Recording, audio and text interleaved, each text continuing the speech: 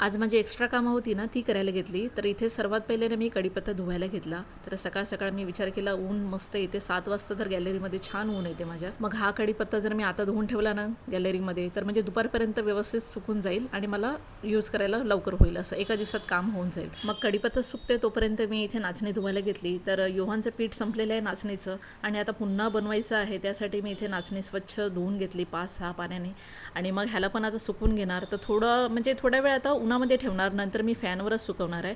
आणि ह्या वेळेस ना काय मोड आणणार नाही आहे, फक्त असंच कोरडं म्हणजे करून घेईल, म्हणजे की उन्हात किंवा फॅनवर सुकून गेलं आणि पीठ तयार करून ठेवणार आहे मी. कारण त्याला मला 1 दिवस आड तरी नाचणी द्यावीच लागते, म्हणून मी असं करते. मग आपला कढीपत्ता इथे सुकला होता दुपारपर्यंत, तर मी इथे चटणी बनवायची तयारी केली. बाकीचं साहित्य मी इथे करून घेतलेलं, म्हणजे थोडंसं रोस्ट करून घेतलं होतं, फक्त कढीपत्ता बाकी होता. मग हे झाल्यानंतर ना इथे ना मी मूग भिजत ठेवले होते 1 दिवस आडच. तर छान इथे मोड आलेली. मी काय कपड्यामध्ये वगैरे बांधत नाही, तर मटकी, मूग आणि इथे एका साईडला मी मसूर पण भिजवलेले. तर ह्याला अजून मोड यायचे बाकी आहेत. मी असं का करून ठेवते, कारण भाजीपाला असतो माझ्या घरामध्ये, पण कधी कधी पटकन इमर्जन्सीमध्ये ना काय करायचं असलं ना, जसं की योहानला मुगाची मटकीची खिचडी बनवायची असली ना, की मला हे खूप उपयोगात पडतं.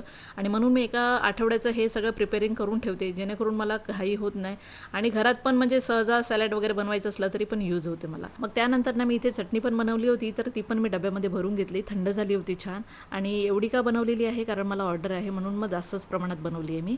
आणि मग इथे थोडी नाचणी पण सुकली होती, तर पुन्हा त्या कपड्यातून ना मी परातीमध्ये ठेवलं, कारण आता फॅनच्या खाली ठेवून देईल आणि मग ही नाचणी पूर्ण सुकून जाईल, तर मला दळायला पण वेळ लागणार नाही. चला तर मग आजच्या व्हिडिओमध्ये इतकंच. भेटूया पुढच्या ब्लॉगमध्ये. तोपर्यंत बाय.